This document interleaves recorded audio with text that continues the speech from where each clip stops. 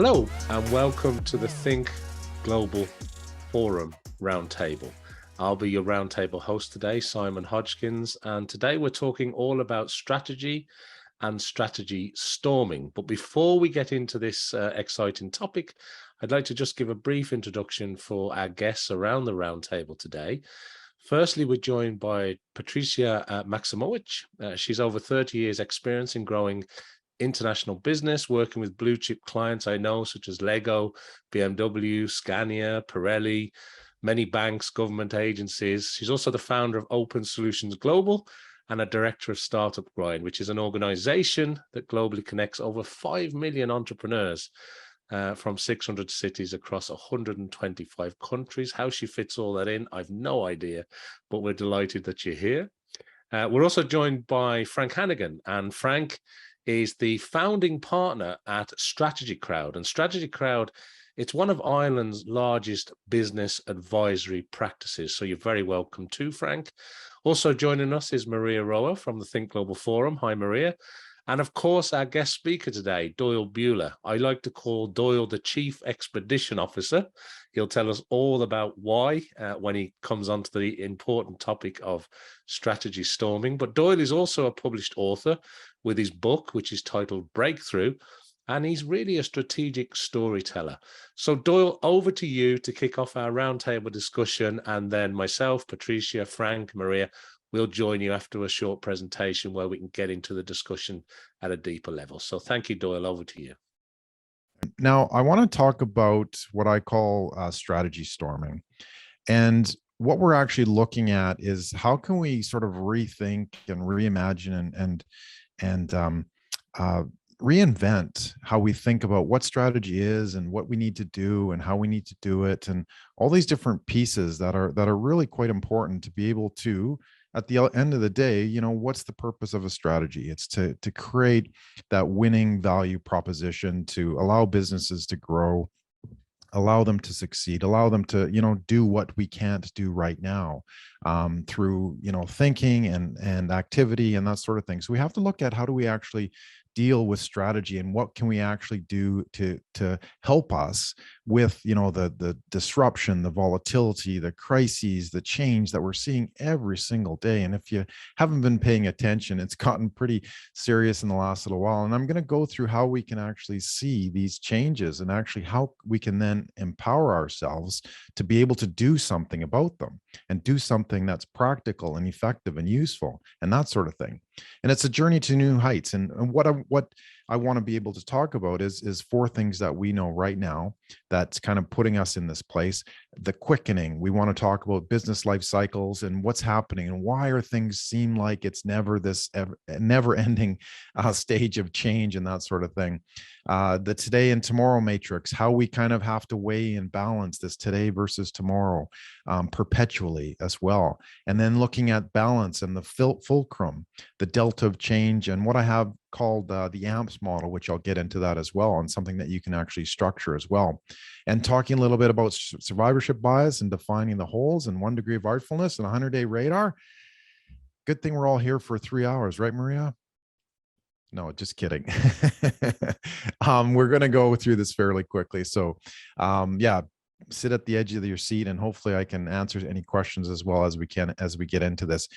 Basically, we can't solve new challenges with old thinking, right? We want to know why we're here and that sort of thing. So ultimately, we want to be looking for better, more integrative, creative solutions, right? Whether you're a business owner, whether you're a strategy consultant, a change consultant, whatever, we need to look at how can we actually use these tools a lot differently? How can we think more strategically? And how can we kind of put this together, package it so that it's easier to interpret and easier to integrate as well? So what do we know right now? We've all been part of this, right? Everything changes all the time. It's like we're in this constant piece of change and nothing really kind of sits still. And we're always, pushed forward and that sort of thing, whether we want to or not. We're kind of stuck in that. We're tired. We're reactive. We never seem to finish or accomplish anything. The second thing we know right now, nobody knows the answer. So there's a lot of different signals coming from the market. We don't know exactly what is what. We don't know how to prioritize, how to weigh different things and that sort of thing. We don't know where to trust, where to put our trust, that sort of thing. We don't have clear direction as well. And we need to decide how we're going to actually use that. The third thing is old business tools no longer deliver results. Most of what we use in business, take strategic planning or budgeting or just-in-time management, is designed for stable, certain market conditions, which, as you know, we haven't really seen recently, and those conditions really don't exist anymore. And finally, the fourth thing is the team is exhausted, right? We're all constantly on, whether it's because of, all the Zoom sessions and being online, 90% of the time, everybody's tired. I don't know. Can you all agree with that? Yes, no? We don't have a chat, which I guess is okay. But if you, if we do have a chat, then, just we'd love to see some questions as well at the end. So how can we rethink and reinvent in a world that is not slowing down? And this is where strategy storming comes into place. And what it basically is a combination of thinking, creating, storytelling, and world building. And it's also about artfulness. It's kind of that merging that space between art and science and how we actually apply that to business as well. It's adding new thinking, reinvention, and gameplay into how we think, create, craft, and build strategies that are robust, giving us the clarity, certainty, and competencies that we need to know along this, as we've said, chaotic pathway as well. It's not going to get any easier. And we have to have the tools and the thinking available to us so that we can make the better decisions for a better business. So what is this artfulness of strategy? What is strategy storming? Well, it's balancing of as I said, of art and science of business. It's being more clever, right? It's not necessarily, you don't have to learn everything. You don't have to see everything. You don't have to do everything. It's just taking what we know and reapplying it, reinventing it in a way that allows us that pathway forward as well.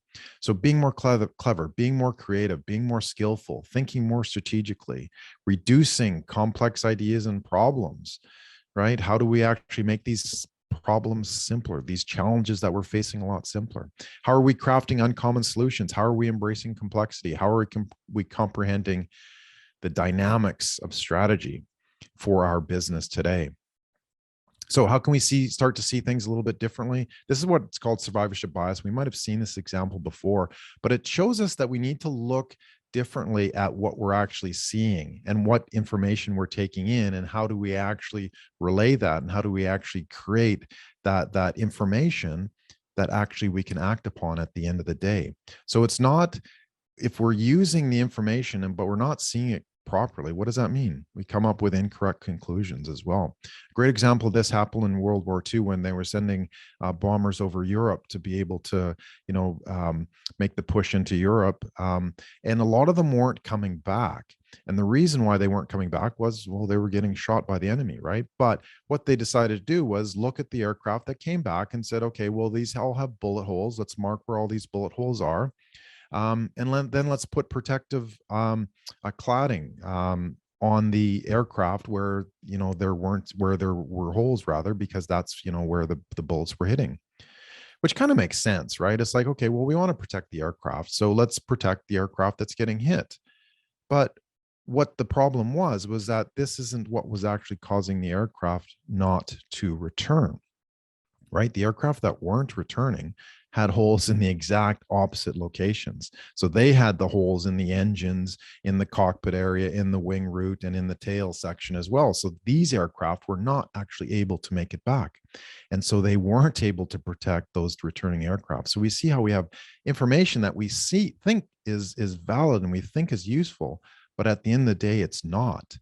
So what did they do? The armor doesn't go where the bullet holes are. It goes where the bullet holes are not, on the engines, on the cockpit, on the tail area, on the inner wing section as well. So we need to be able to see differently, see how can we actually solve problems a little bit differently. The picture is not exactly what we see, and we have to be able to recognize that and how we put that together as well. So are we sacrificing today for tomorrow? And a lot of us, have a to-do list. I've got one, right? Most of us do. But we have to look at, are we taking away from our tomorrow by focusing more on today? So you know what? We're head on, we're, head down, butt up, working on today. But we also have to be able to look at, how do we actually work for tomorrow as well? So it's a battle. It's a constant battle. We've got, one dimension here today. This is the activity that's, it's important. We got to be doing it. We have to do it. It's like a busy.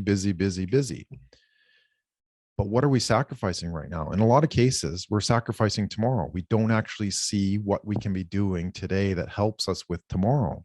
And that's affecting us.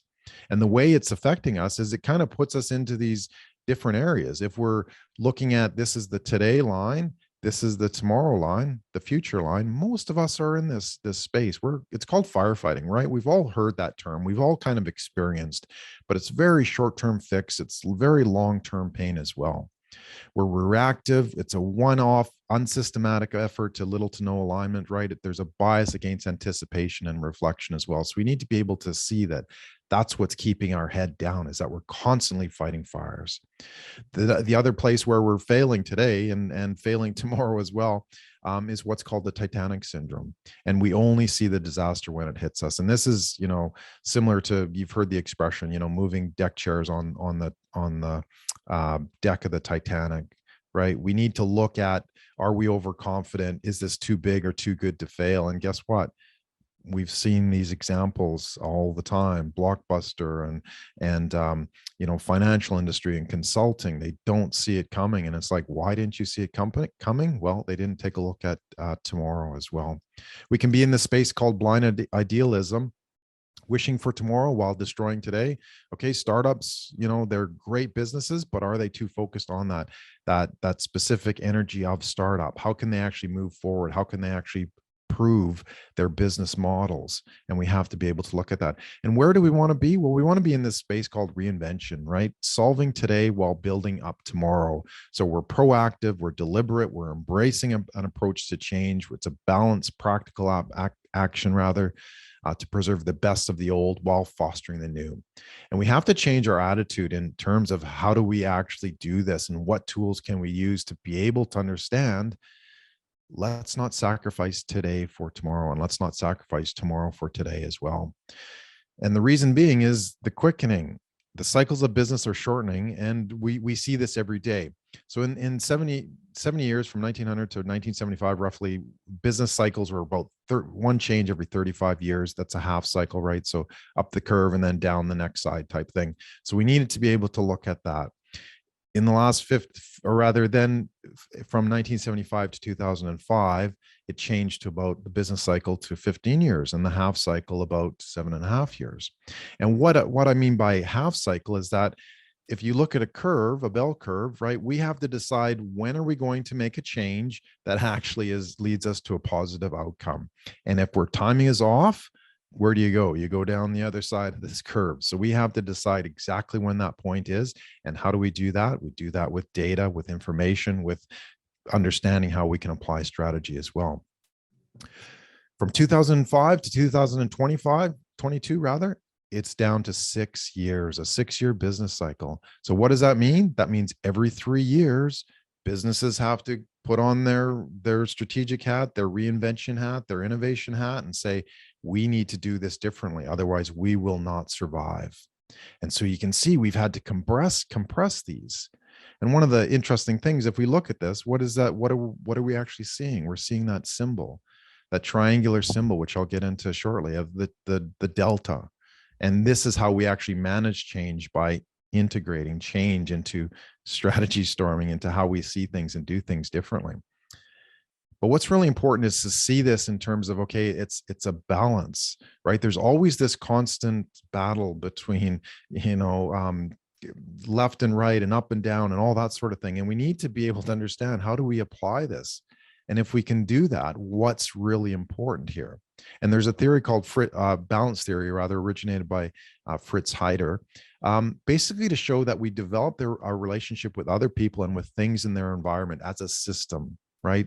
So that the balance theory states that if people see a set of cognitive elements as being a system, then they will have a preference to maintaining a balanced state among these elements, right? So what we're saying there is that we need to understand what are the parts of the system that are creating this fulcrum that allow us to act and allow us to see and allow us to understand and allow us to do as well.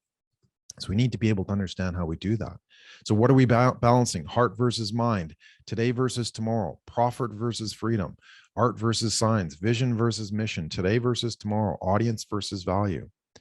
We always need to be able to see this, and we always need to be able to understand, okay, well, what is What's that tension? What's holding up that tension? That's our fulcrum. And I'm going to get into how does this fulcrum actually work and why it's so important. Everybody needs to understand, how can we see the balance? How can we understand how it fits? We need to look at starting today and balancing tomorrow, as I talked about earlier as well. One of the fulcrums that I'll be talking about is clarity, certainty, and competency. And look, there's a lot of depth here, but the main thing to understand is that these three elements are what allows us to have a positive balance on what we're doing. If one of these is negative, if we're uncertain, guess what? The whole system collapses. If we don't have enough competency, the whole system can collapse. If we don't have that clarity, the whole system collapses. So we aren't able to balance what we said was really important, right? Profit versus freedom, today versus tomorrow. How do we do that? We have to have a fulcrum that's stable, that allows us to actually balance that. Otherwise, the whole system falls out of place. So quickly, we don't have a lot of time to go through this, but just curious, and maybe this is a question we can talk about at the end, but what 2 or 3 items are you trying to balance? And then what factors were critical to your overall business capabilities that you can kind of see a fulcrum that needs to support this balance as well? So I want to get into what this actually looks like with a model. And it's what I call the audience, method, process, story, the AMPS model. And it actually has 4 fulcrums of change and reinvention built into it. So we may have seen this puzzle before, right? How many triangles do you see? I don't know if anybody wants to guess, or if you got a chat, we could put it in the chat. But how many do you see here? I'm going to go through and say that, guess what? I've got 6. So I'll let you guys decide how many you have. Now, the way I've done this is created these 4 fulcrums that say, okay, we have to balance this whole process. So how do we do that? It's what I call audience, method, process, and story. And this is the AMPS model. And again, it's just to give you a general idea of how we can put this together. And I'll show you some of the detail coming up. So we have the audience fulcrum, right? And there's the 3 elements that we're trying to develop here: be seen, be heard, be understood. We have the method fulcrum, which is the digital assets, digital foundation, and digital ecosystem. We have the process fulcrum, which is your value creation, your digital experience, and your digital delivery. And we can start to see how we put all these pieces together, and we start to build that stability, that strategy that becomes the foundation of your business. And number 4 is the story, right? Are we creating a story that's adaptable, connected, and resourceful? Our fulcrum number 5, as I showed you at the beginning, was certainty, clarity, and competency. Can we see how these shapes start fitting together and how they provide that structure, that foundation? And we also have, wasn't sure if you're able to count, but there's 6 here. And there's 3 on the inside as well that allow you to look at how can you actually create specific content around that. So how do we then elevate our problem solving, right? Can we see our visual model with a new, unique perspective, right? So we talked about the 2-dimensional battle of today, that balance of today versus tomorrow, but can we ultimately solve a bigger problem by changing the perspective as well? And we can. How? With tabs. And I mean that in a funny way, but also a real way, right? Tabs. So if we've added tabs to our fulcrums, and then we can actually simply fold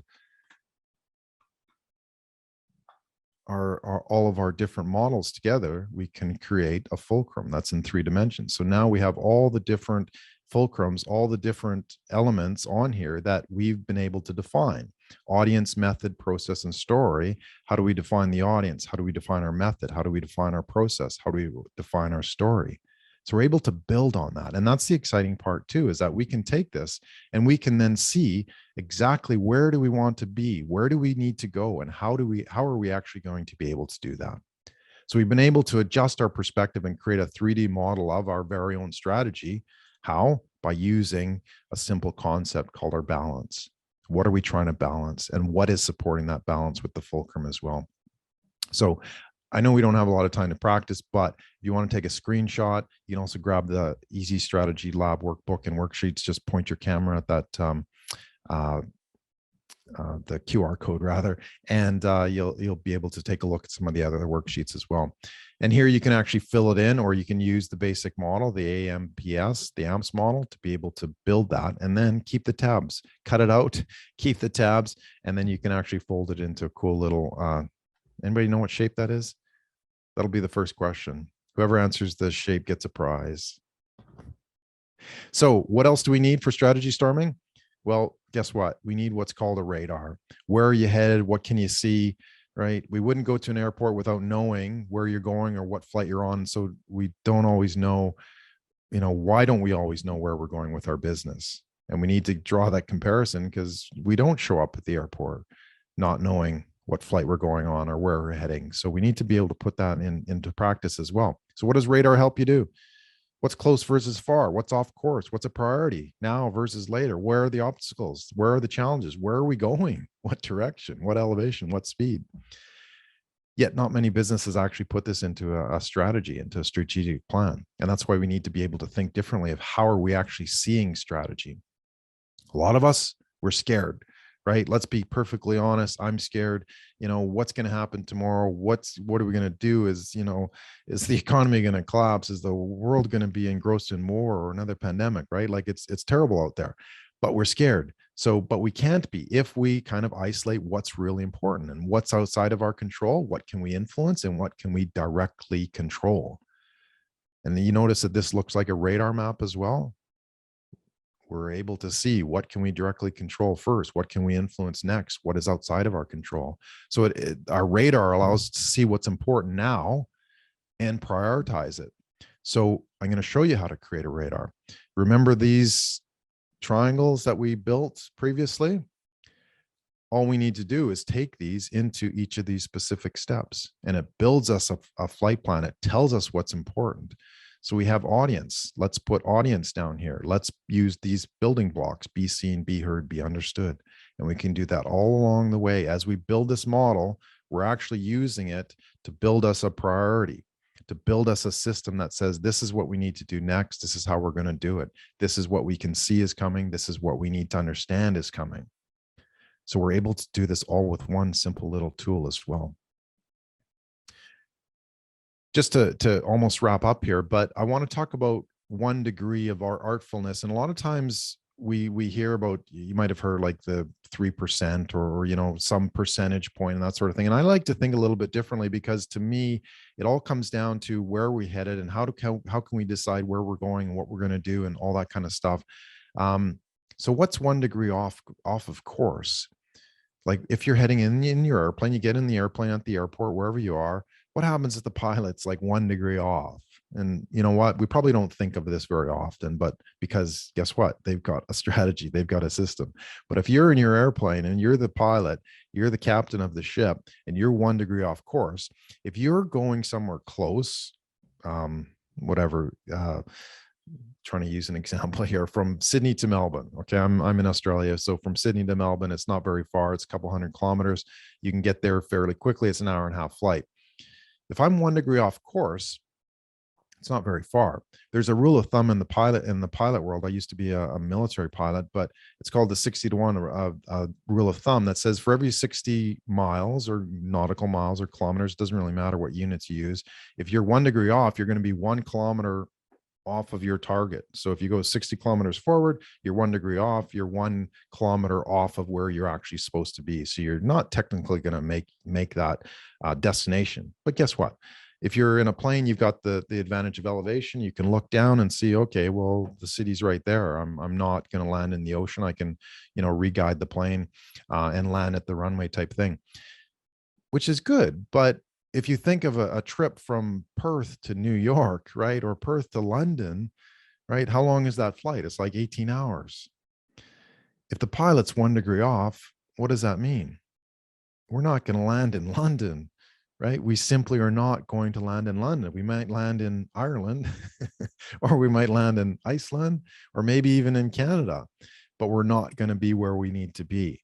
And so we need to be very cognizant of this to say, okay, well, how do we actually build this system into our strategy so that we can see this 1 degree, so that we can see if we're 1 degree off course? Because we can make adjustments. There's nothing wrong with that. We can decide where it is that we need to go, and we can make an adjustment. And that's what a dynamic strategy is about.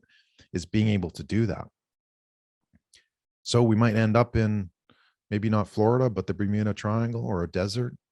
So we're not going to get to where we want to go.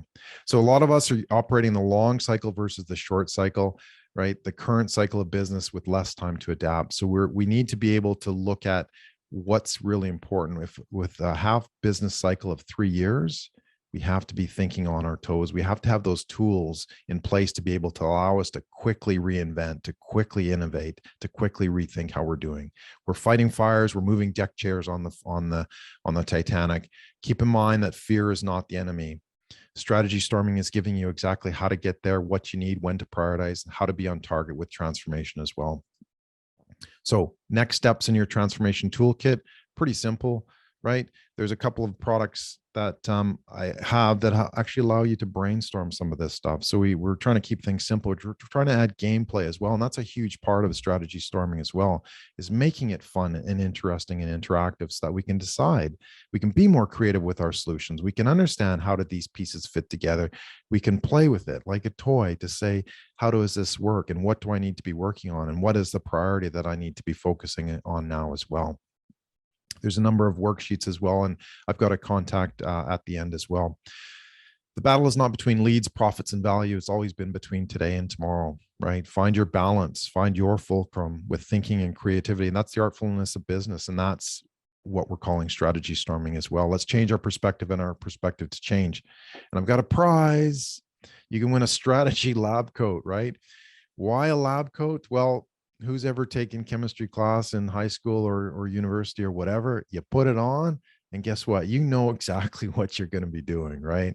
So I'm like to, again, have a little bit of fun here and say, when you put on a strategy storming lab coat, you know exactly what you're going to be doing, how you're going to be attacking that strategic plan and that sort of thing, and what you need to do next as well. So I've got a contest I'd love for people to come and if you do enter it as well, I'll send you a pair of another fun little toy, some 3D glasses, which actually help you see that your strategy model is a bit better.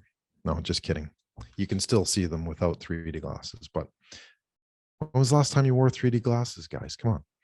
So anyway, you can go to strategystorming.co, enter your name to win a strategy storming strategy lab coat as well. So you'll know what you're doing. So how to leverage strategy storming: define where you are today versus tomorrow, not sacrificing one for the other. Number 2, identifying your blind spots and your biases. Number 3, using your radar to see what may be coming and being prepared. Number 4, seeing what your fulcrums are and what you need to balance.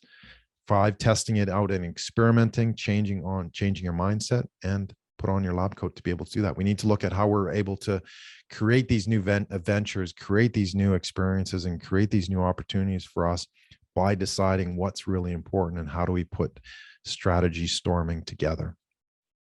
All right, that's all I had to say. So I could keep going, or do you want me to give the test, Maria, next? Everybody get the test? No? Or Simon? Yeah, please. Who wants the test? Simon. Let's go with Simon. Simon, the test. Well, look, Doyle, I mean, that was, there was so much packed into that, wasn't there? I thought that was fascinating. I loved the slides. I thought the slideshow was fantastic. There's so much in there, Doyle. So thank you for sharing what is strategy storming. I love the lab coats. I thought they're brilliant, genius piece of merchandise there. But I'm very keen, Doyle, that we bring in Patrycja and also Frank, because when it comes to strategy and what you've presented, I've got some questions that I want to ask. But before I get into that, maybe let's bring Patrycja in. Patrycja, any initial thoughts on what we've been discussing, what Doyle has been sharing with us so far? And let's really kick into this second part of the roundtable. Yeah. Well, thank you, Simon. Absolutely amazing presentation. I really enjoyed, and there is so much on those slides that is really difficult to kind of decide where to start. But I think I'll start from the top. I mean, my experience, like I said, like actually you said, Simon, when introducing me, I do have a pleasure and a privilege to work both with bigger companies or those more kind of stable ones, SMEs, but those that are not so dynamically growing. Then on the other end, you have startups that are sometimes very good at firefighting or not so good at firefighting, but very, very often strategy is something that they kind of wake up and they're like, oh, we don't have that. So a lot of things here I know can appeal to all those groups. And one of the things, I mean, when I was thinking about today's session, I found because we often think about, yes, okay, so what's strategy, and what's really missing in the activities of all of those types of companies. And like I said, I think there is that common element of what is missing is really looking around, analyzing what happens on a daily basis and adjusting. And I think I found a very interesting sentence that I kind of first read and I thought, okay, well, this just doesn't say much, but really when you look at it and think about it deeper, it kind of shows what the problem is. And it says business strategy is important because successful companies, they merge the idealism of the vision and that mission statement, which sometimes our startups have like a huge, very ambitious one, and with the decision-making realities of their daily operations. And I think very often this is our goal, this is our vision, let's set the plan. And what's missing, and this is exactly what was here on those slides, is actually analyzing that whole, the trader, that whole environment around. And I saw it both with the more kind of static, more kind of, grown companies and more like not startups, but SMEs or mid-sized companies. At the same time, you have that with startups and something, well, there's a lot to think about. So yeah, really, really great. A lot of content in those slides. Well, thanks for your initial thoughts, Patrycja. Frank, let me bring you in because you're a man who certainly knows all about strategy too. I suppose so.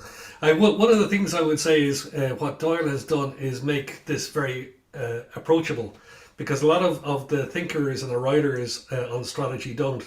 The key thing is, if you don't have a plan, you're part of somebody else's plan.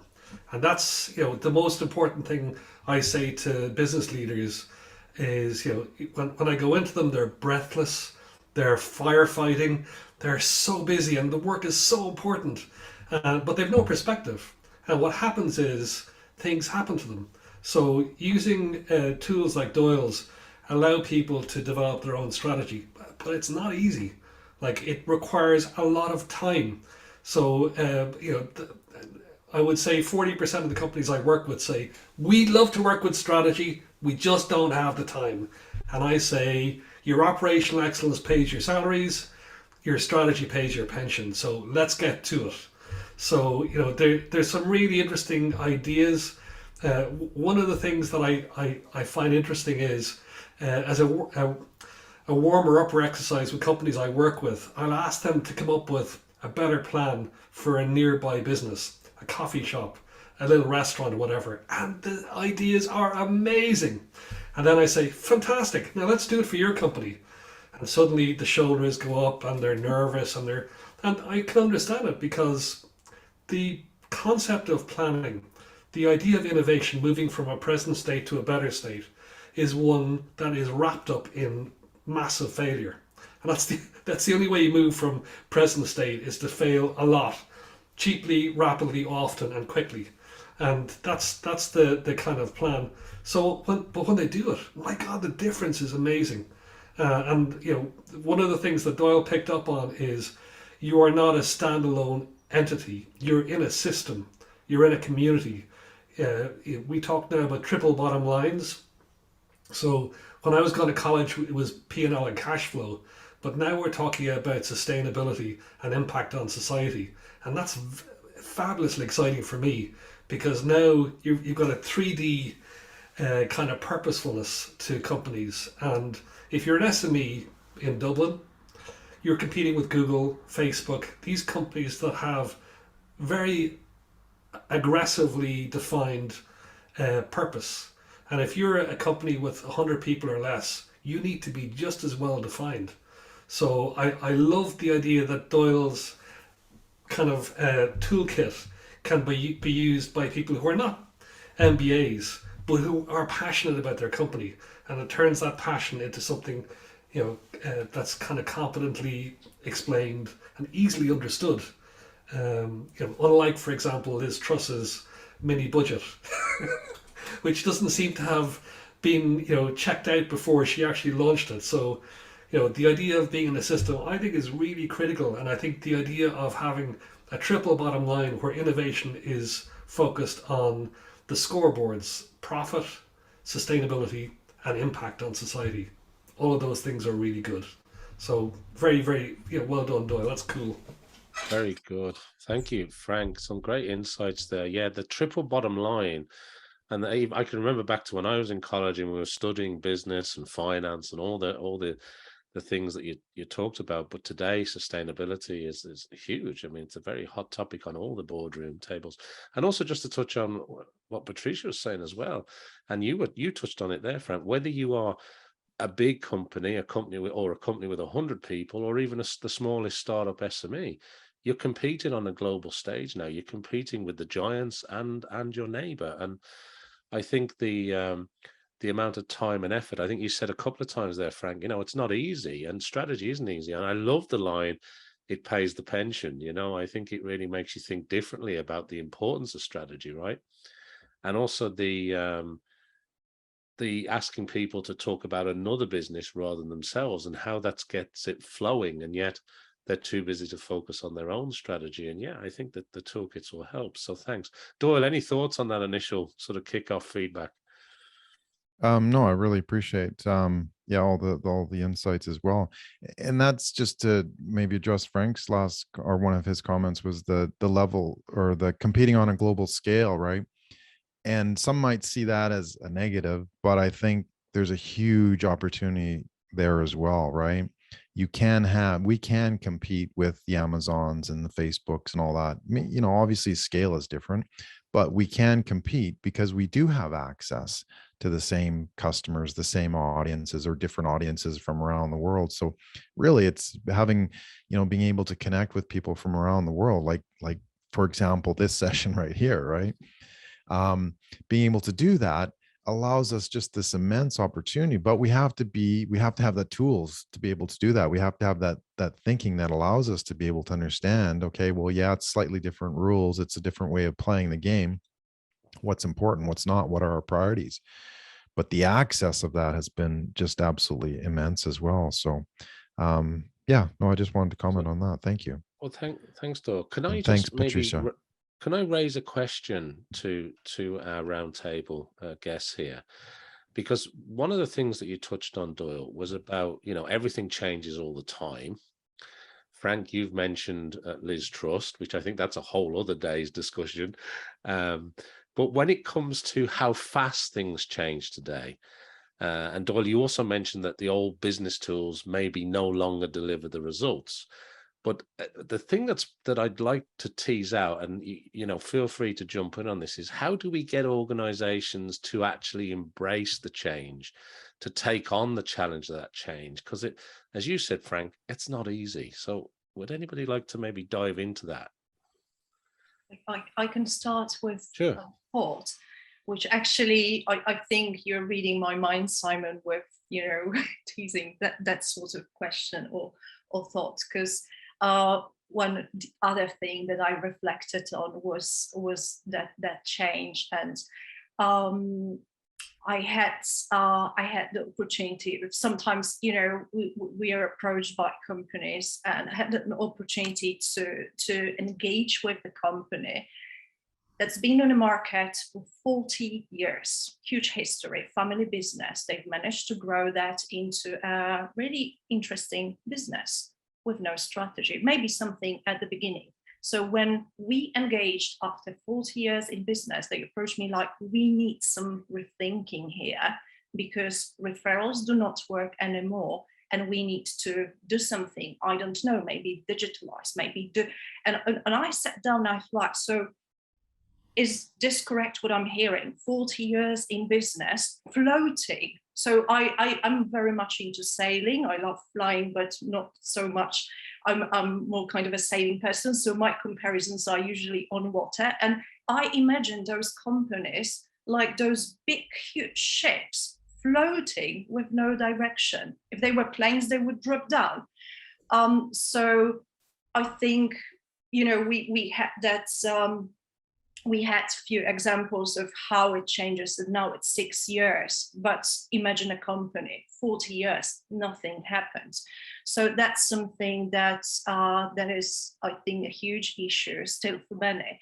And then introducing technology, digital elements, they very often think like, oh, we changed the strategy, we are now digitalized, when it's not the case, because very often that digitalization, you know, moment is the moment when maybe a lot of things could be completely reinvented. So it's just my thought on that. I mean, if I can say a few more words on that, like I think we're in the era of scarcity. So there's scarcity of time more than anything else, and there's scarcity of talent. And for the people who will drive your business, they have endless opportunity to move elsewhere. So the first horrible thing to say is that companies that don't change do survive. And there's one multi-billion-dollar company in Ireland that literally is completely reactive, as far as I can see from the outside, and it's very successful. It's a horrible place to work. So if you're thinking about a scarcity of talent and you're not changing, if you're not changing as rapidly as the environment you're in, you're starting to die, and the people who work for you recognize that. People, and the word is used loosely, but I think growth is not about P&L growth. It's about reinvention and improvement. So if you're not on that journey, you will retain people who don't care, and you will lose people who do care. And that makes you can survive, but it's like Crocodile Dundee says, you can live in it, but it tastes like shit. And I think employees very often see very quickly, see through those companies. I see that both in those bigger ones, but same in startups. They launch the business, people buy into the vision, you have those fresh young employees really engaged. And then 2 years later down the line, or even sometimes a year later, even the mid-level employees and team members somehow lose the spark and the steam, and you know, because the engine is not working, because they kind of like, yeah, sometimes startups are changing strategy every day. So that's another thing, you know, like let's go here or let's go there. But that's very easily spotted. And the very first thing when you engage with even people, you know, team members, you can very quickly say like, all right, well, the ship doesn't know where to go. Sorry, go ahead, María. No, I can give you an example about, like, I guess the oldest industry of the world, which is, well, not the world, but like the oldest industry, which is the newspaper. I used to work for like the biggest newspaper in Spain, and when I worked there, the whole online newspaper started, and I remember our CEO saying like, no, we're not going to change. No, we're not going to start doing like online news, because then no one is going to buy the newspaper, you know, like the paper. No, we're not going to start giving free news online. No, we're not. He was like completely against it. He did not understand it. He didn't go through it. It was really complicated. And we couldn't make him understand how this was going to work, how the news were going to work, that we could make people pay for it, that if we didn't at the beginning, we could get like banners, advertising, like we could make people do it all the way. We were trying to explain to him like the whole strategy was going to change and the world was going to change, and how all the channels, how all the people were going to change the way they were going to read the news. And it was really complicated. I have to say, this took around 7 years, and now they are selling more online than paper, and they're really happy with this. But it took more than 7 years for them to change the strategy, and they're late. So they're not the first newspaper selling online. There's the second newspaper selling online. I think it's very often being attached to the label the companies give to themselves at the very beginning, because they probably thought like, we are a newspaper. Exactly. And we are going to fight for it. But if they actually stopped and thought, okay, yes, we still deliver the same, but we are a news provider, then you can reinvent the thing to be that's still the same job.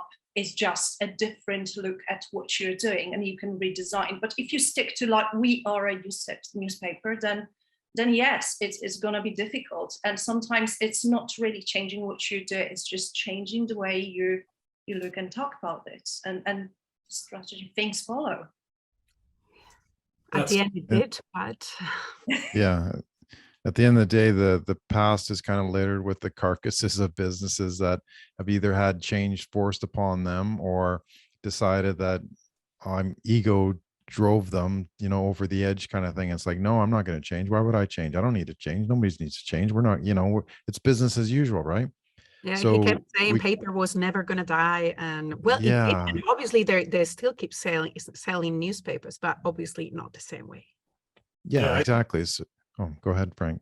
No, that's brilliant. I mean, my background is in newspapers too, and I went through exactly the same. I wrote my first paper on the internet about 1990, and how it was going to really kind of carve out the middle of traditional media. What's interesting though is what Patrycja said.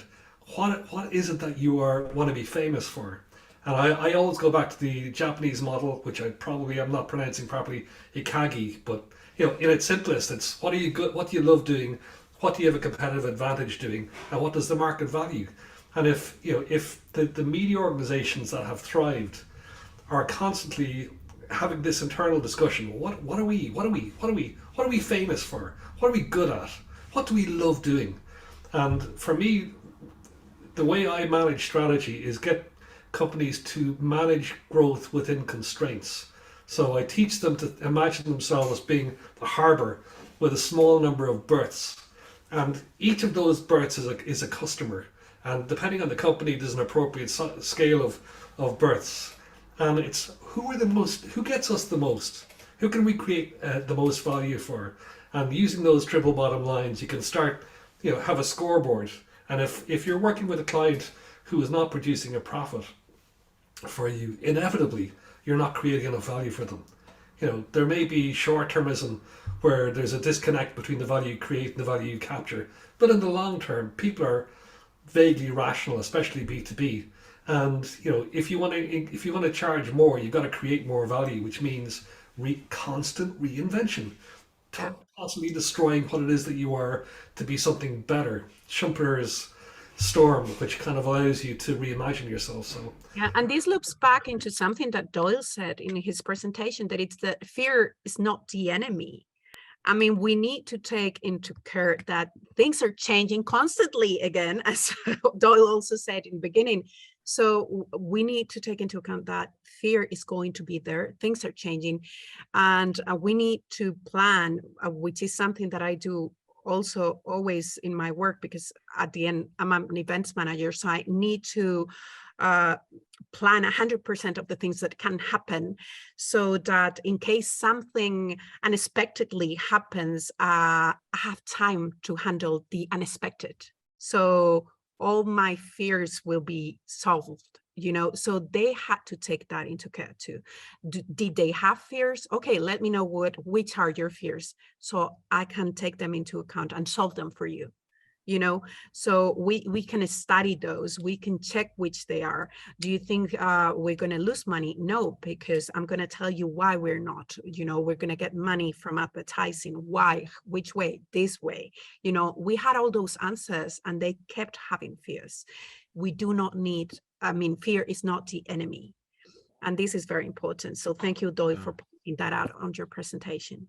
Thanks, Maria. And I think you raise an interesting point there with media and news. And, Frank was talking about the changes there. I think it's a great example.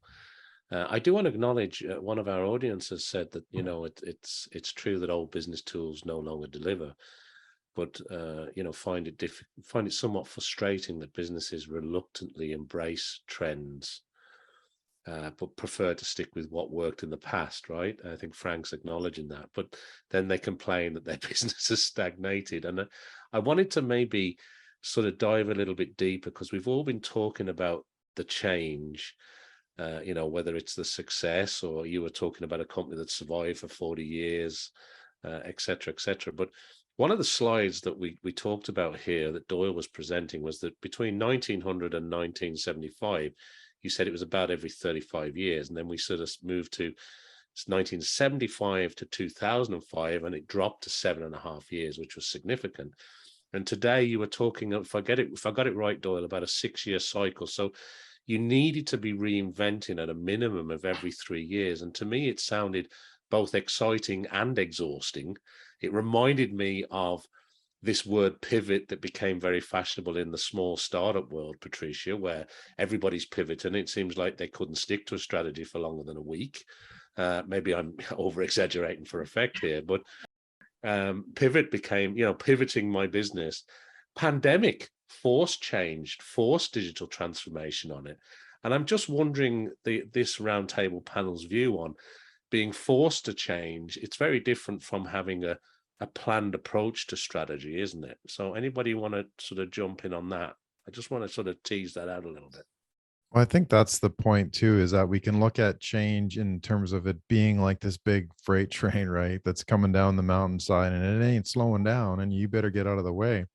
Right. And so we have to be able to see it and understand it and acknowledge it as well before we can identify it too. It's like business is a little bit murky in terms of, thinking strategically and that sort of thing. So if we don't see that train, guess what? It's kind of collided already, and it knocked off the newspaper industry and it knocked off the videotapes and that sort of thing industries not overnight, but obviously over a couple of years. So I think the primary ingredient is that we have to be able to recognize this. What does this train look like? What does this sphere look like? And I think that's one of the things that I wanted to impart, was that if we kind of look at it a little bit differently in terms of, what's important, how do we prioritize? It's not necessarily the traditional strategic thinking or strategic planning, rather, where we put together this 5-year plan and we've got this and we resources and management and P&L and that kind of stuff. This is kind of more a hearts and mind approach to being able to say what's really important here. How do we identify those freight trains that are rolling down the mountain, and how do we then adapt to them? So yes, we've been forced to change and reinvent and pivot and all that kind of stuff, but that's part of business, and we have to be able to anticipate that. And that's how we can do that, by understanding the landscape, understanding the environment, understanding what it is. But instead, we are caught with our heads down, trying to just work through today. It's like today, my to-do list is too big. I can't do much beyond that. Yet, you know what? You get hit by the freight train and away you go. So, or swept out to sea if you're into sailing, Patrycja. Yeah. I mean, it's being attentive. It's like, yeah, exactly. Like when you're sailing, I mean, you have the plan and a strategy, you plan for the boat to reach Sydney or Melbourne or whatever port you want. But obviously the weather will change and you have to readjust the course. So I think, yes, having the strategy, developing that, working on it, having that, but you have to, it doesn't mean you have to pivot, but certain elements will need to be readjusted as you go. Absolutely.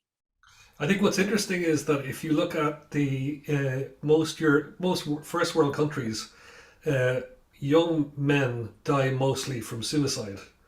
And I think one of the things that isn't discussed in business discussions like this is this VUCA world, this continuous change world, is having a huge impact on mental health. So we probably as a society need to invest in resilience and curiosity, teaching our kids that those things are as important as the certainties of traditional knowledge capture. And that's one thing that companies need to do as well, is really interrogate their crew to ensure that they understand that while this is scary, it's like Star Trek. It's all going to work out in the end. So, and everything resolves itself. So I have to tell you, my favorite story about this is my second son has started college, and he did a course on critical thinking, and I was very excited because we did not do critical thinking when I was in college. So I said, "What was the first lecture like?" And he said, "I don't know. I fell asleep." Who's thinking? Yeah, you raise an interesting point around mental health and business, and for sure, it's a very important topic, Frank. So thanks for raising that. I did want to touch on, before we run out of time here, I did want to touch on when we were talking about the fulcrum, Doyle, and there were two aspects that really stood out to me, and one was when you were talking about the audience, and it was about, if I got this right, be seen, be heard, be understood, if I've got that right. And the other one, other than audience, was story, because I kind of like storytelling, and that was adaptable, resourceful, and connected. Thank you. So I just wanted to ask, and maybe this will be sort of one of the last things we can discuss today with the time that we have, but I wanted to ask each of you, that sounds very, very straightforward, and I buy into it wholeheartedly. But being seen, being heard, and being understood in today's hectic, fast-paced, moving world, with all these stories that are being thrown at us, and how busy we all are, and how fast our lives seem to move now, that seems to me like a real challenge. And I know strategy helps that, but I'd like your views on how we be seen, how we get heard, how we can become more understood. And when it comes to storytelling, or the story aspect of the fulcrum, Doyle, to be resourceful, to be connected, to be adaptable, does anybody have any tips on that? Because it's very easy to say, well, we need to be resourceful, we need to be adaptable, we need to be connected. But some people might be sitting there saying, yeah, I know, but I'm not quite sure what to do here.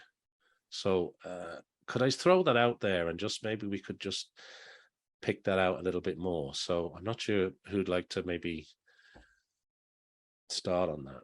I can maybe the last interview you did with Doyle was interesting. I think he was very clear. He said, when you're thinking of a story, it's not about you. It's what you can do for them, what you can do for your customers. I thought that was very insightful, and that would be exactly what I would say to my clients. Nobody cares what you do. They care about what you can do for them to transform their lives. Yeah. It's like with that newspaper. We deliver news. It doesn't have to be, it doesn't mean how, it doesn't matter how.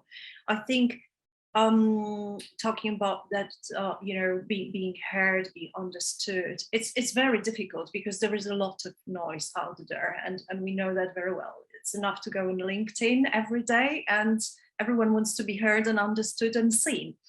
But on a kind of a long-term, looking at that long term, or having that long-term strategy for that, or I think it all comes down to being being a very being very true to your values, and being very and the word is gone somewhere. It's a COVID mind, I think. Being true to your values, and living up to them in everything you do in business. And I think in business, and how you present, how you interact with people, I think that stays with people, because it's not enough to go and throw a post about trust or whatever it is about, that you want to come across as like, yes, I'm an expert in this, or this is who I am. It's more about really, having that integrity. That's the word. I think that's my COVID affected brain. And living those values, if people start to look at you and to kind of, it's not about putting the label, but they start to kind of think, all right, well, it's not just you talking, but also doing that. And if we talk about business, it's actually, in a cohesive way or across the whole spectrum, which you do with the business, whether it's treating your employees, whether it's interacting with your customers and customers or any stakeholders. If you have that vision and you want to be, as a business, I don't know, transparent or modern or whatever you want to be, having that across the whole spectrum, I think then it's at some stage it becomes very clear and very visible. If one of those elements is missing, people won't buy that anyway.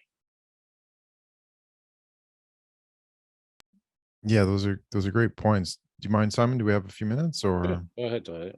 Yeah, I was just going to say, I think that part of those looking at these different elements is deciding ultimately how are they important for you and your business as well. So it's an extremely customizable, bespoke tool, right? So when we create these, we create them as here's a template, here's a model. The AMPS model kind of positions everything, but ultimately, what does that mean for you and your business? So what does the audience mean for you and your business specifically, right? Be seen, be heard, be understood. So we do need to go a couple layers down with the onion, so to speak, to be able to define those. So they are just kind of netminder activities to say, hey, guess what? We've got a lot of exploring here to do. Let's see what is actually important here. And that becomes then more of your tactical plan. Like, do you use social? How do you use social? Where do you use it? What's important? What kind of message are you trying to convey? So we can go pretty deep with this as well. And in terms of, what do they mean? Well, be seen is, it's the ultimate goal here. We want to be able to be recognized for what we do and the value that we deliver. And how do we do that? We do that through our content. We do that through, the specific programs and trainings and podcasts and, workbooks and that kind of stuff as well. So we need to go another level deep is what I'm trying to say here. So this is the starting point to say, let's point ourselves in the right direction so that everything is not random and so that we don't get hit by the freight train. We've got a little grasp of, okay, what's important to us and to our business. And we're using a framework to say, okay, narrow it down. Let's go a little bit deeper. Let's find out what we really need to solve here and how we're going to do it. And then prioritize it. What's important? Is LinkedIn important now? Maybe it's not. What's really important? Maybe it's your process. Maybe it's your story. What part of your story is really important? And there's actually a good question, another good question from BJ about, storytelling is misunderstood. It's actually, a lot of it is spammy because it's ego driven, right? But ultimately what do we want to do is we want to bring our audience on that journey so we can show them how to be adaptable. We can show them how to be connected. We can show them how to be resourceful as well. So it's not about us as the, fantastic, good, ridiculously good looking founders and business people and that sort of thing. Great dancers and great singers that we all are, right, Simon? It's about, what kind of journey can we take people on as well? So the literal definition of story is not technically what I'm talking about. I'm talking about sort of the figurative definition of story where we're taking them on a journey of transformation. It's not as simple as, hey, we're a startup. This is, who our customer is, blah, blah, blah. Nobody wants to listen to that. You hear a lot of that. It just becomes ego driven. And we have to move out of that space and make sure that ultimately it's about that. The peak of this is the audience. So we have to make sure that the stories are geared towards them as well as they get into this. Thanks, Doyle. Thanks for that summary. And I appreciate all the questions we've had and all the feedback that we've been given. Before we wrap up today, because we are sadly coming to a close here, we're sort of out of time. I do want to give Frank, Patrycja, and Doyle, and of course Maria, a last chance if there's anything you'd like to maybe add before we wrap up today, or any sort of closing comments you'd like to add before we bring this roundtable discussion to a close. So would anybody like to start?